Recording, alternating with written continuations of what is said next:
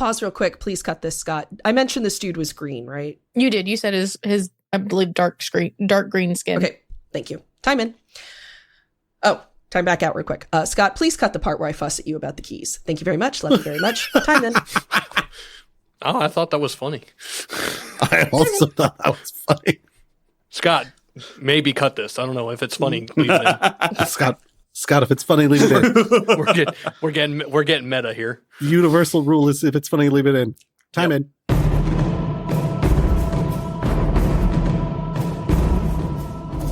This is Quid Pro Roll, a fantasy narrative play where adventurers explore the brave new world of Varian and uncover the mysteries buried by time.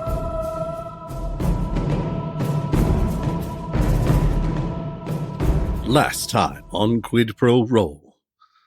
So the party, we went out into the desert because we were told it was the fastest route to get to Ochomanca. And on the way, we needed to navigate a earthy situation as rocks shot up out of the ground, causing a bunch of problems. Asuka did some magic that we were like, what the hell was that? Do you want to explain yourself a little bit here? And we ended up having kind of a big dramatic moment at camp about Asuka's true identity as a changeling, who is in possession of really unusual magic that he is a little bit at the mercy of, as opposed to being a complete free agent, as most of us are. And then, as we were having this big revelation, we ended up being accosted by a small band of bandits who told us that we didn't have a permit to be camping in this area, and they wanted to gather fees from us. We ended up having a conversation with the bandits about what they were doing out here. Drolsna wanted to fight. The group kept not letting him fight. And then we ended up going back to their bandit camp, which is in a fort in the mountains. And Drolsna wanted to fight and kept not being allowed to fight. And then they were like, we're going to put you in jail now. And Drolsna was like, surely you're not going to let them put us in jail, right? And the group is like, I don't know, man. Looks kind of cozy. And that's where we find ourselves now, theoretically on the verge of meeting the Bandit Queen herself, since that's what we were brought here for. With the headache that only comes from oversleeping by a couple of hours, you guys are awoken by sunlight coming in through the window of your hotel room. Your barred, bare-walled, sandy hotel room. That could also be referred to as a jail cell. But you guys were able to get a comfortable night's sleep, and based off of the tray that you see propped up on a small table next to the door, there is continental breakfast included. And by continental breakfast, we mean some kind of nondescript soup, a half of a small loaf of bread each, and what appears to be dried fruits and jerkies. Yeah. Overdone scrambled eggs and dry pastries, it is not. A really sad croissant. The saddest croissant. This croissant tastes like despair. Y'all, if y'all are getting the sad croissants and the dried pastries and the oatmeal, you're messing up. The number one thing at a continental breakfast is the Belgian waffle maker. It's still not... I was about to say, if you don't say the waffle, then we're going to fight. It's still not that great, but it's a lot better than everything else available. We're talking about the places that don't have the Belgian waffle maker, Josh. Oh, God. Yeah, why really would you stay ones. there? Why would you stay in those? I was going to say, you got to... Because some people are broke, Josh. Asuka's going to dig into that food. Hungy breakfast boy. The soup is nondescript, but not bad. It's got kind of the slightly watered flavor of like a generic can soup. But given that we are in an era that does not have canned food in the traditional sense that we are used to in grocery stores, you don't have a word for it other than ration-y. Drolsna is sitting on his cot and sipping one of his multiple wine flasks. Vera has unfolded a little handkerchief out of her bag and has brought out a delightful little tea set that's small, that she can set on a table, and is starting to brew some tea. Drolsna is looking with rapt fascination at the tea set. What is it made of that she could travel with it? It's metal. It's a metal. Oh. It's like a little small cast iron teapot. So extremely Victorian. Also, I'm going to tell you right now, you attach that to a chain and you have a morning star. That is a heavy piece. Those things will never die. Also, how are you heating it? Oh, she's got like a little like tender box thing that she can put underneath it. Okay. And she keeps little wood chips that are nicely scented. So she's got like those guys that like get those metal camper fire starter thingies, and that's what it's... Okay, that's ingenious and delightful, and I just love the idea that she is prepared for tea at any opportunity. Like there is The drop of a hat. This is an Oaken thing. Like you are ready for tea no matter what. If you are not carrying at least one sachet of tea, you are underdressed. Sachet? My God, no. She has one of the little strainers that goes on top of the cup. You loose leaf only. I want listeners to know real quick. Luke is looking at me with horror at the idea of a sachet of tea, the same way Jenna was, because Luke is the teaest snob of teaest snobs That's true. I have ever met in my life. I didn't know tea I came have in the bricks. Queen's Diamond Jubilee in my butt mug right now. My mug has butts all over it. That's what you can't see, listener, is that my mug has butts all over it in various rainbow colors. The keys are jingling at me. Drolsna hops up from his cot and goes over and snags a couple of pieces of the jerky, and then goes back to his cot and is just kind of like nibbling at them and chewing on them. So, is our plan that we're going to wait for our inevitable sentencing, or are we doing something else? Well, give them a few hours. If they don't bring us to go and talk to their big boss, I assume they have a boss. They said that they wanted the boss to talk to us. Then, I don't know, we break out.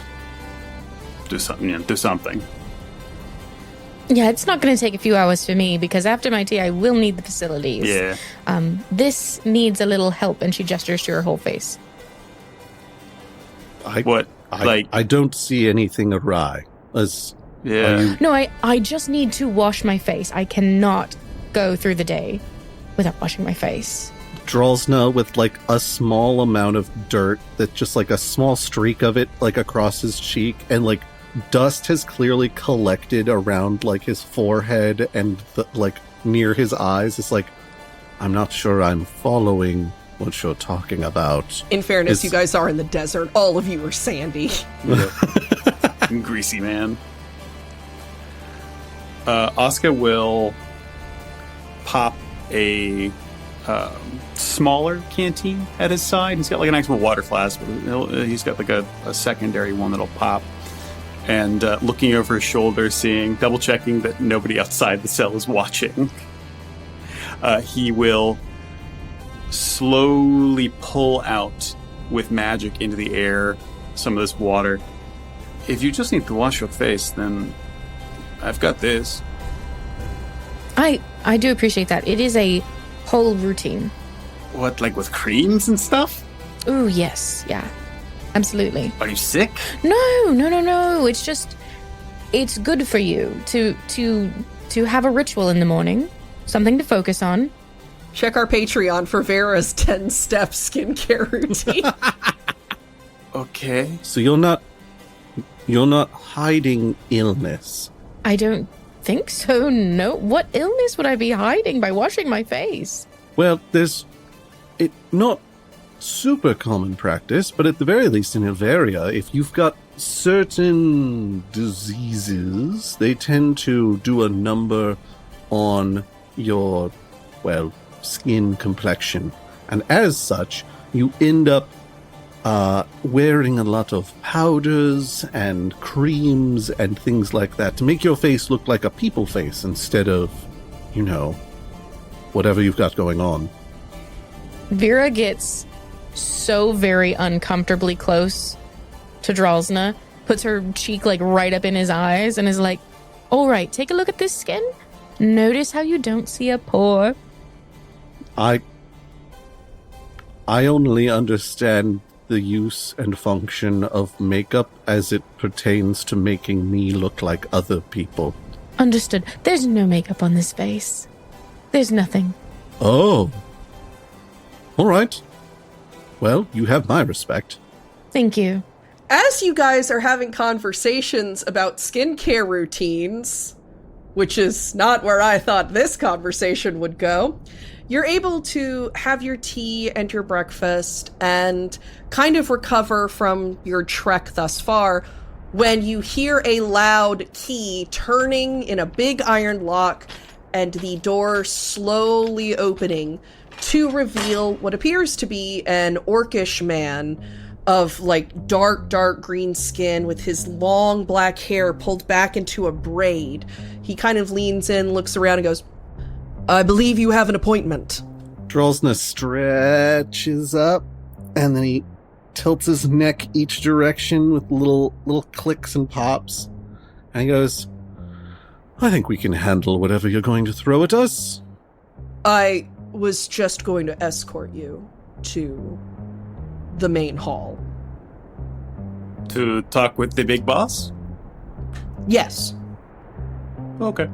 Vera pops her head over and she's like, excuse me, and raises her hand a little bit in front of her face. Is that also where the facilities are? Oh, yes, miss. I'll get a guard to escort you there.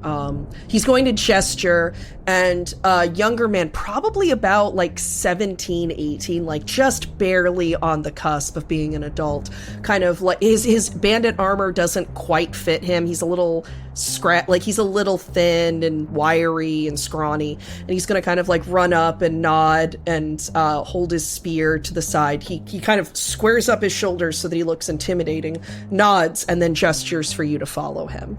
She does. And she turns around, she's like, he's so cute. He's new. Please go easy on him, miss. Oh, they've got you clocked, Vera. He's going to kind of stand there with his arms folded, not bothering to close the door while you all wait for Vera.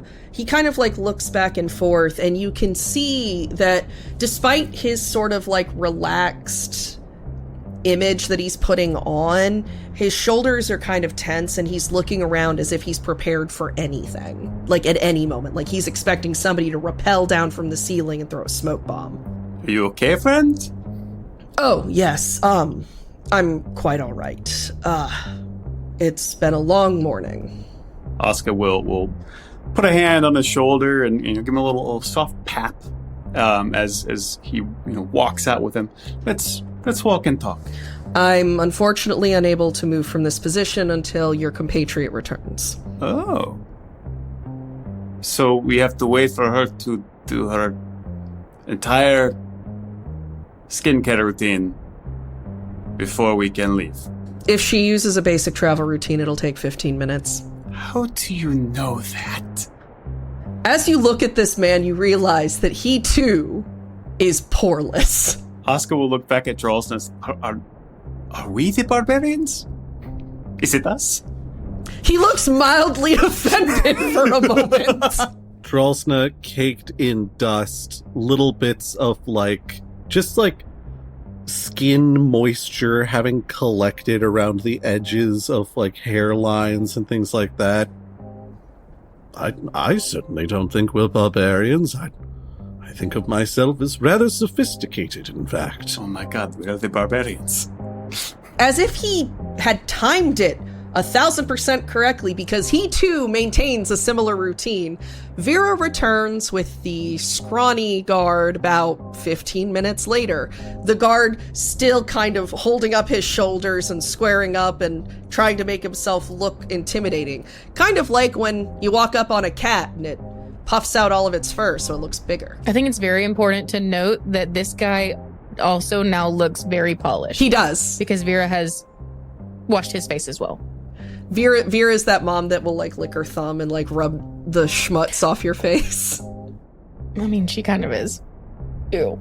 Are we manacled again, or did they leave us unmanacled since we're inside their fort? You are currently unmanacled. Okay. Drolsna at this point is just doing a full-on stretching routine. And as Vera emerges... Drolsna's like, damn it, I am going to fight today. No one is going to stop me. Gotta stay limber. I'm imagining him doing the warm-up routine from Zombieland that Jesse Eisenberg did. The man is going to kind of gesture for you all to follow him and quickly walks off down the hall. His boots echo through and you can hear the sound of bandits laughing and drinking and eating and arguing. They're a rowdy crowd and you can hear it echo throughout the fort. However, the closer you get to what you assume is your destination, the stronger and stronger is this very well-known metallic smell that perks Drolsna's ears right up. Wait, metallic smell that perks up his ears? Vampires smell with their ears. Canon. No, the smell, you're like meerkatting because of it, is sort of my point. All right. So Drolsna smells a metallic smell. He smells it with his nose, and then he's like, oh. He perks up.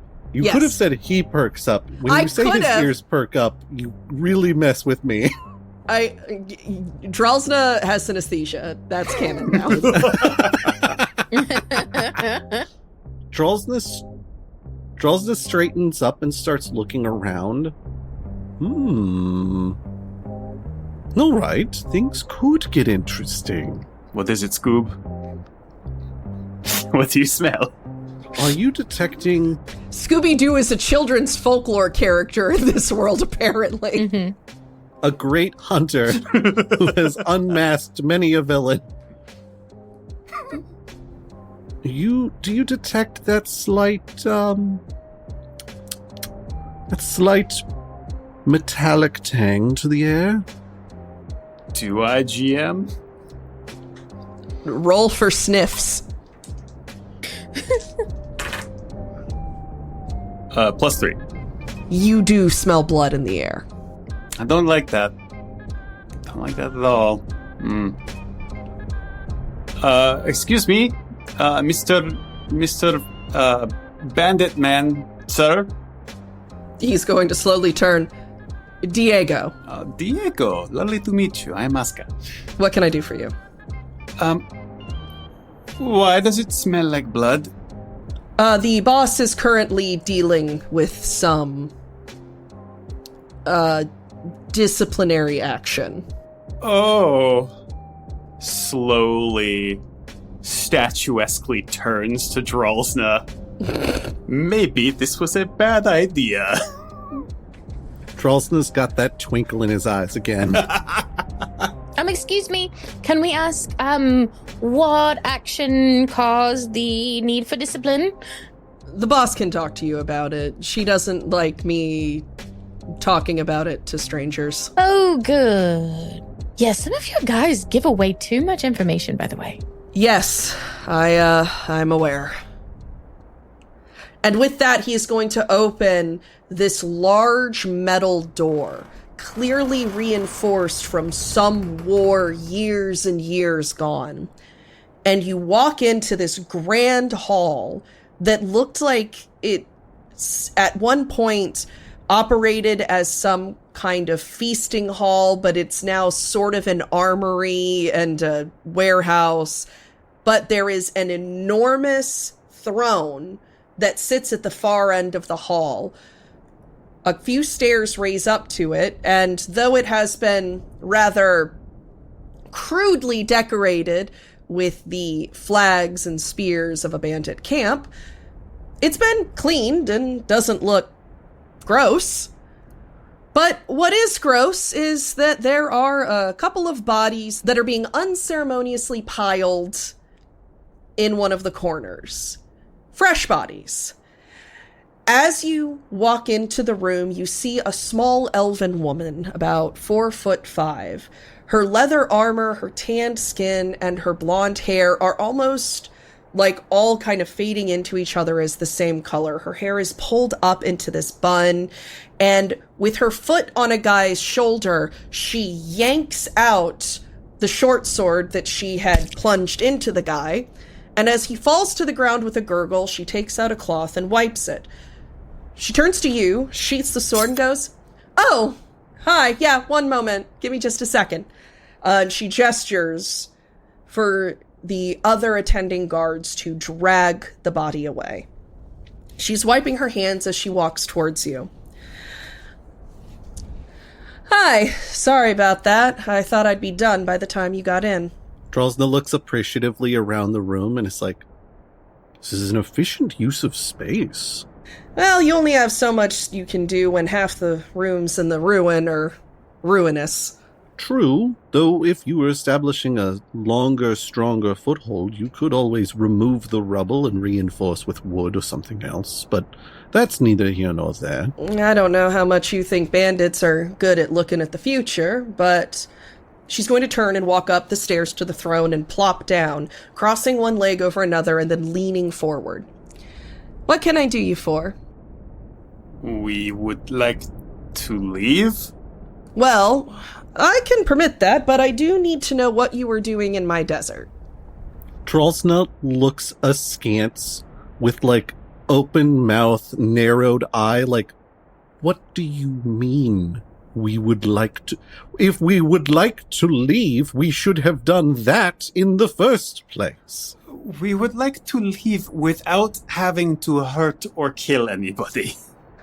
Specifically. "Friend, I would like that as well, but again, I need to know what you're doing going through my desert." Okay, I know that you hear this one all the time, but literally, just passing through. We're trying to get to Ochomanca. Manca. We've established that Oscar doesn't know how to say it. We're headed to 8 mangoes, y'all. Let's go. Ochomanca? That one. What got you sent through this way? Most people just go around the desert. We were told it's faster. Well, it's faster if you have my help. It's not faster on your own. Oh. You've given us a riddle. How are you going to assist us in a way that doesn't involve just more walking? Well, you're not going to get away without walking. That's kind of unfortunate and the truth of the matter. But I could offer you my knowledge of the desert and help you get through if I could ask a favor. Little tit-for-tat situation. I was told you didn't have the normal toll money that we charge for traveling through, so maybe you could work off the situation. Well, hang on. No, they did not ask us for money. There was no money asked for. I would have given them money. They made it seem like they were going to rob us. Well, yes, that is what I mean. I'm being delicate about it, but they were going to rob you. But then they judged us as being, well, not us. Sorry, guys. They judged them as being too poor. She looks over at Drolsna and Aska. Yeah, I'm picking up on that. So you want us to work for you? To get... I want you to do a job, and then based off of the job, I might ask you for something in the future. I'm going to be very honest, friend. First impression, not super great to enter a business relationship on. A lot of dead bodies everywhere. That does not inspire trust. Do you intend to do an unauthorized raid on a town? No. Can't say we intend to do that. Then you have nothing to fear from me. That's what these guys did? Yes. Okay. Good work. do not operate under my banner without my permission. It's pretty simple. My complaint is less about the dead bodies and more about if you recruit people by putting them in jail on night one. That seems like an unusual operating circumstance. I recognize not a traditional operation here, but you expect me to believe that you don't have a whole lot of vision of what the future may hold while you're actively serving us jerky, dried fruit, soup? You're making soup in the middle of the desert? All right. Clearly, you don't truly understand the situation. She's going to gesture kind of casually, and every bandit in the space other than Diego is going to leave and close the door behind them. She's going to get up and walk down. My scouts saw two very interesting things. One, you all attended the people of Marcia, took them north, made sure they didn't get any more hurt than they were. The second thing that they saw was, once you were in the desert, that at least one of you has some pretty interesting talents. Talents that are kind of hard to come by around these parts. Drolsna sours significantly. I want to be very clear. I'm not threatening you. I don't intend to. But those talents are hard to come by, and I would be more than happy to compensate you with helping you get through the desert if you can help me with something I can't do on my own. Oscar looks legitimately angry in a way you have never seen before and just bites his tongue. And what, pray tell, is it that you believe we can do for you that would be sufficiently valuable that you have rolled out the slightly faded red carpet for us? Are you familiar with the town of Mercona? I cannot say as I am. Most people aren't. It was destroyed 10 years ago. There is a spirit or something that is haunting the town and is making it so that I can't get into the ruins and get something that I need out. Those things are an absolute problem if you have no magical talent, which I don't. But 3 capable adventurers, and one of whom clearly has magical capacities, probably shouldn't be a problem for you. I hate ghosts. Yeah, I'm not too fond of them either. That's part of why I'm contracting this out. I won't lie, I'm not a big fan of ghosts myself. I've never seen one. If it brings you comfort, it's not a ghost, it's a wohag. Oh! Well, that's much more manageable. Why did you say spirit? Who wants to roll for lore? Drolsna heard hag and was like, I've killed hags before. +1. What is that? What is that face, Luke? I think Oscar is a little too focused on being blackmailed. He got a -1. I got, weirdly, a +2 on this one. All right, excitingly, you might have to retcon some of the things Drolsna said. Wohags are not traditional hags. They are not fae in the sense that they are fae creatures the way most hags are. They are instead what happens when a magical confluence hits an area of deep-seated pain, fear, resentment, and misery. They are dangerous supernatural entities. They are like a Voltron ghost. That would make sense why Oscar wouldn't know what that is. Yeah. Yes, I've fought many a hag in my time. I've dealt with sea hags and with wood hags and woe hags though. I think Wohags. Are those the ones that they have they abduct children in their sleep, and then the children grow inside of them into more hags, and they're sort of like nightmare creatures of the night? Those are moon hags. Oh no. Wohags. No, wohags aren't the ghost ones, are they? They are, in fact, the ghost ones. Come on! If I could have handled it on my own, I would have by now.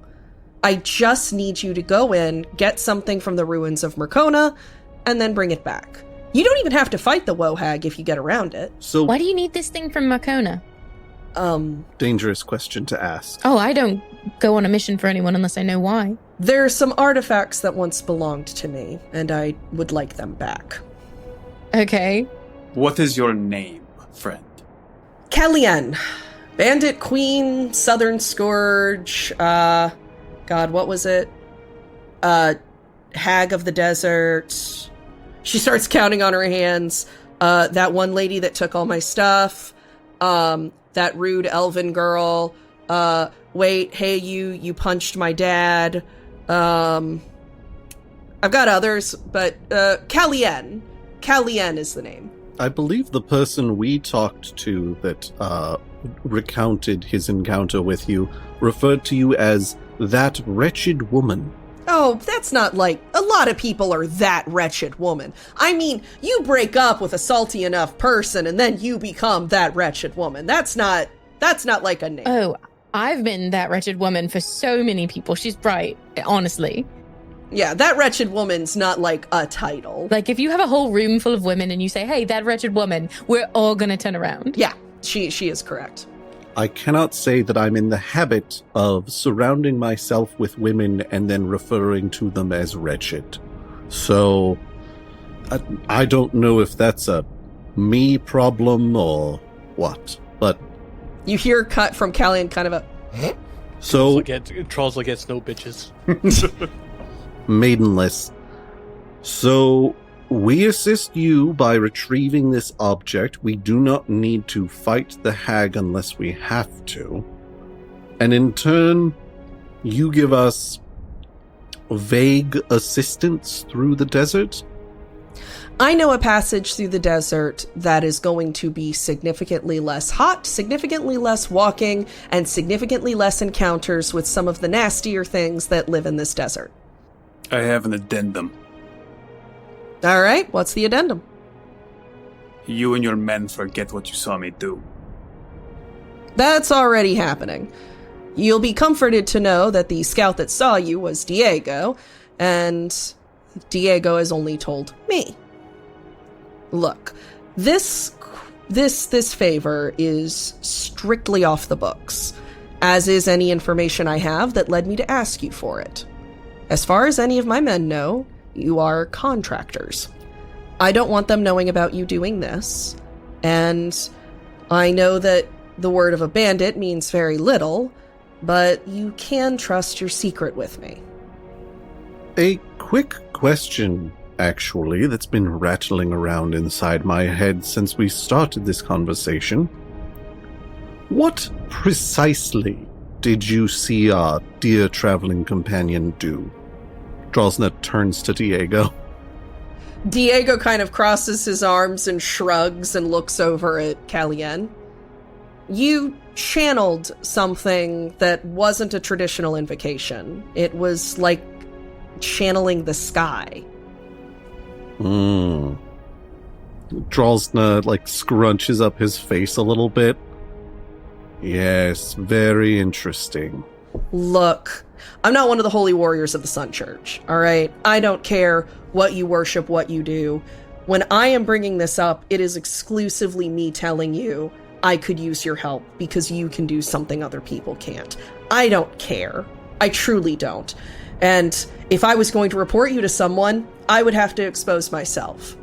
Truthfully, I'm not in a great bargaining position here.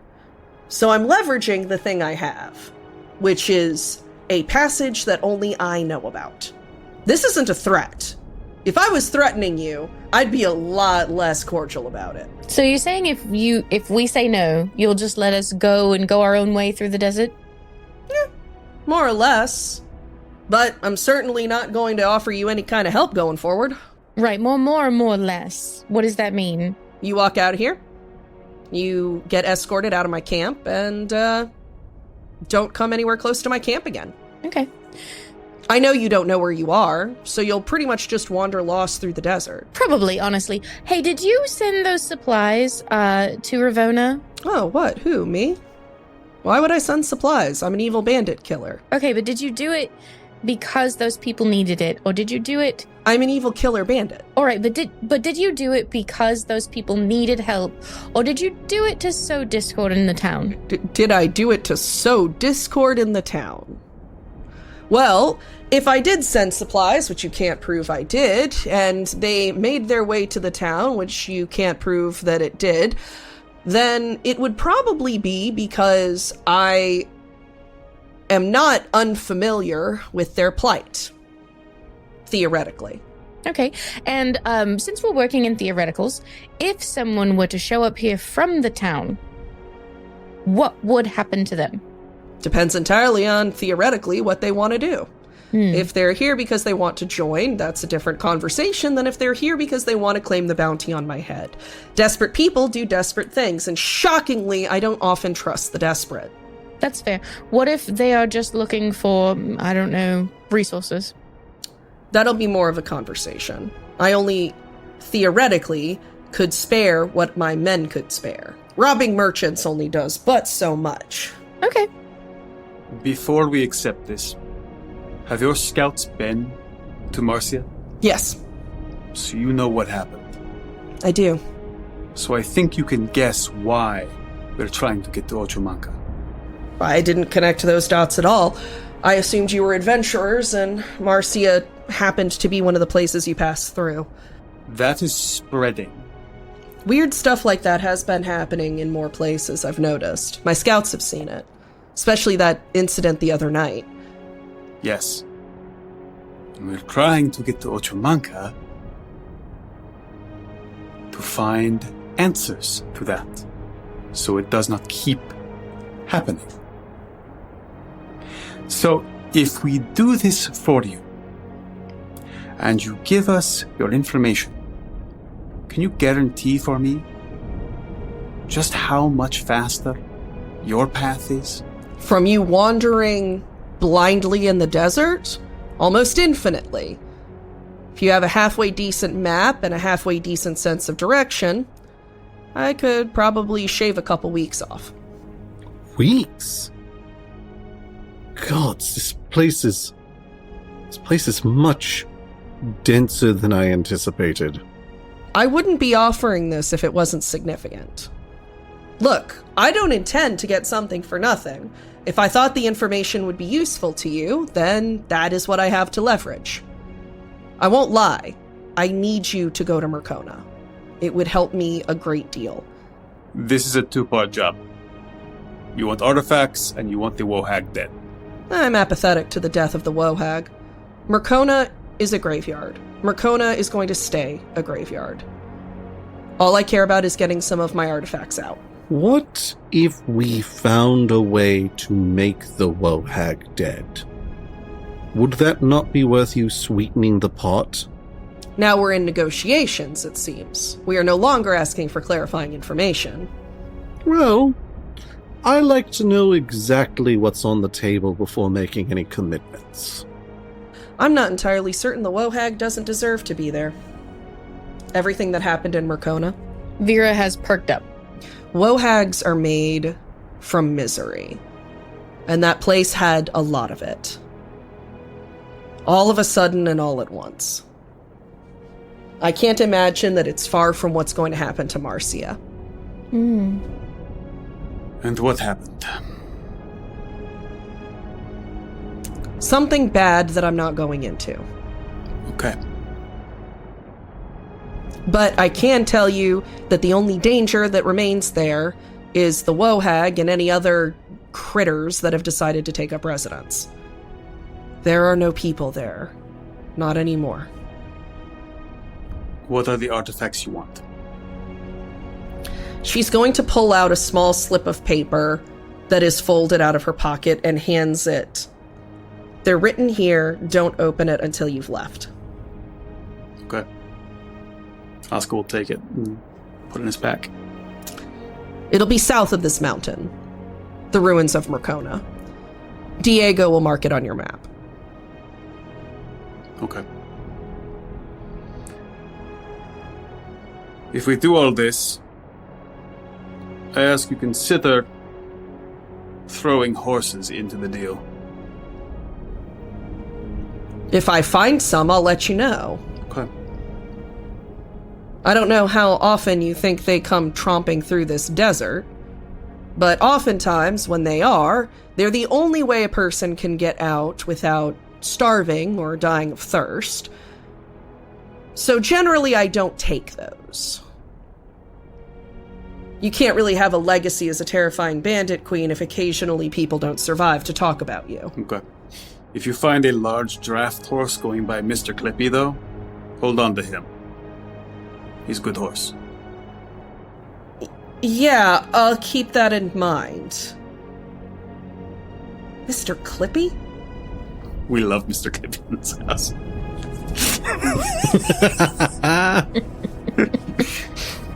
The door is going to slowly creak open, its iron hinges screaming for a desire for oiling.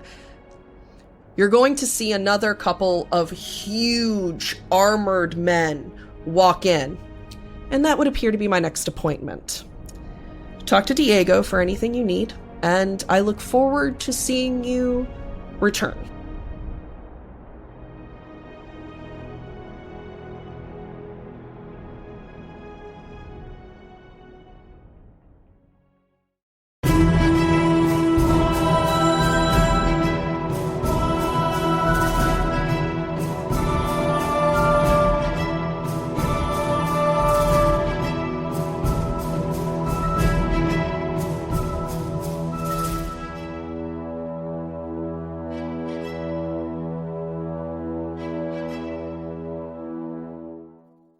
Quid Pro Roll is an independent narrative play podcast supported by Richmond Comix and listeners like you.